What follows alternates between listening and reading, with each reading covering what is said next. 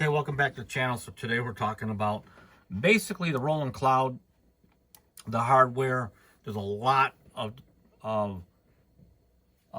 wondering with the cloud, the hardware. Why buy the hardware when you can pay less for the cloud? And I think what's actually happening, it's bigger than that. And I'm going to do the comparison in a minute. Is that out of the big three, Korg, Yamaha, and Roland, Roland, although it took a few years to do this, is the only one that really has sort of an end-to-end full circle solution that keeps a certain consistency with their whole product line. So there's no longer a divide between, hey, I got a plug-in, hey, I got the real thing. And so what Korg did, for example, is they brought back their old vintage hardware and they brought in the plug-in. But because they don't make the hardware anymore, it's sort of a one single ended solution to address having the old classic sounds and whatnot. And what Roland did, which was pretty unique, is they brought new hardware out that was reimagined, that could do the old stuff, but they also made, this is why it gets kind of confusing, the software of somewhat of an version of the software, but this is where the comparison, or this is where the similarities actually really end. And so what they're doing is giving you a full circle solution. That way they can keep your firmware up to date and everything stays consistent. It's probably less hassle and hair pulling the further they go in to develop these products and to support them, which is really ingenious. And I'm going to tell you, Yamaha and Korg have a lot of work to do if they're going to release another hardware platform. It's going to be tough sell if they can't do what Roland is doing right now. This is pretty interesting. So here's the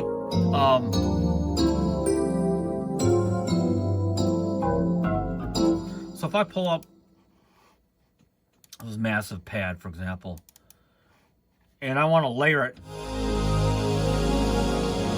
We're only talking about Roland Cloud. I would have to go in and create another instance of Roland Cloud, another track. Okay, let's say I pull up Jupiter 8 sound. Okay, I'm gonna pull up Sweeping Pulse. Okay, so now I've got two tracks, two plugins, right? And if I want to edit everything, you have to take a mouse and you go in here and adjust what you need, and whatnot, right? Not very intuitive, actually, but at least you can edit everything, right? You got these different tabs for the different modes. So I'm sure if you dig deep enough, you can do everything you want to do on here. And then I'm going to layer everything.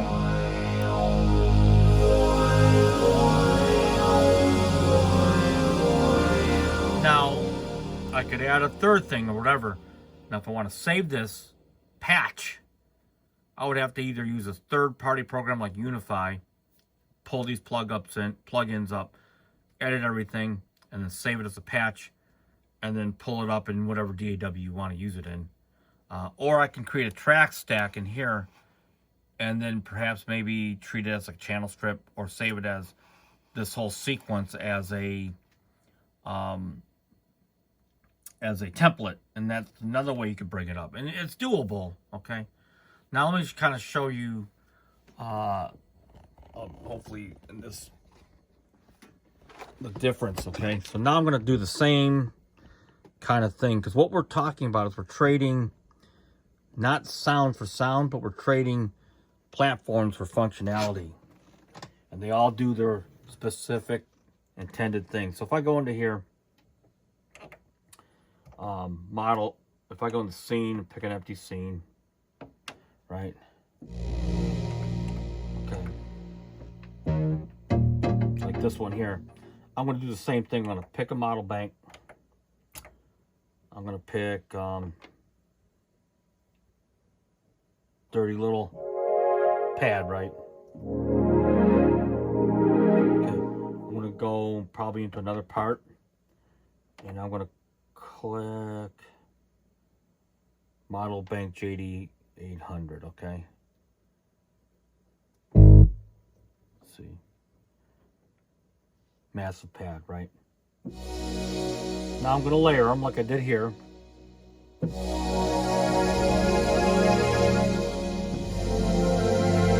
Now once I've done that, now I might put on the massive pad a bunch of delay. This.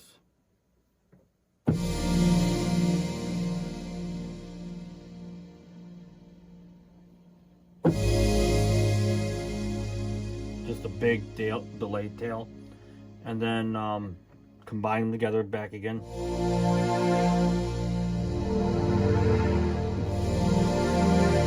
If I want to adjust the cutoff frequency on the Jupiter, it's just right there, right?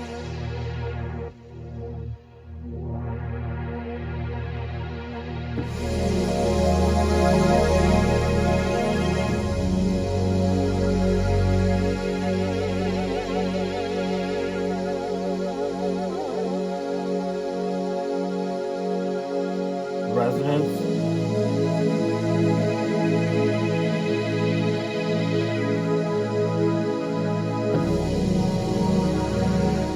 Okay. I'm going to adjust the release on it. Right? Or the attack.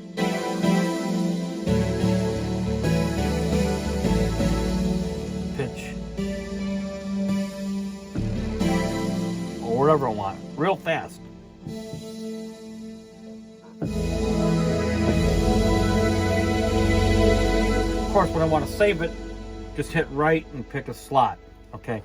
And so what ends up happening is the sounds, while are the same, just in general, the level of interaction and the amount of fun you have to want to do something greatly differs between like the software and having to do very similar things. And Roland knows it, but they also know it because musicians know it as well. I mean, workstations just aren't, and plugins like that without the proper control just don't invite that level and of desire to interact with it.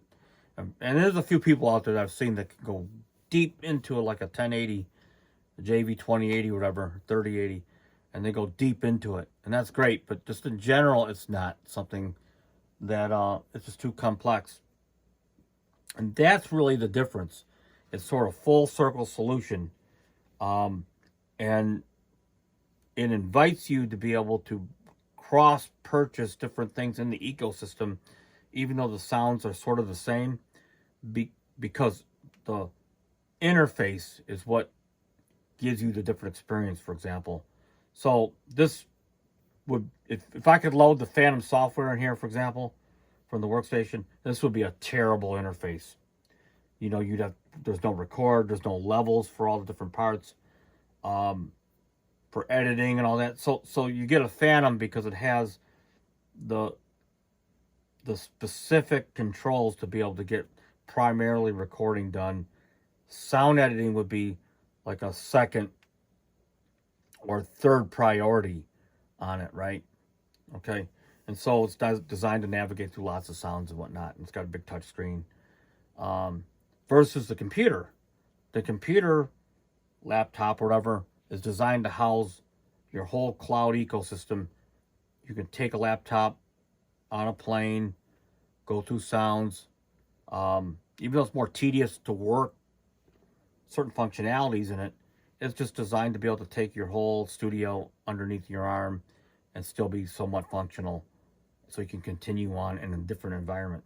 And that's sort of the beauty behind the Roland ecosystems they've created, that all the manufacturers will probably end up having to go some direction in that. And that's probably why we haven't seen anything from Yamaha or Korg in particular. So that's kind of my take about Roland Cloud. It's all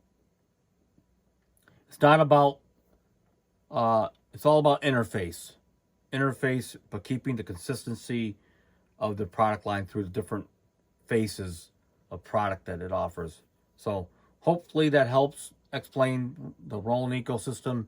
And until next time, peace out.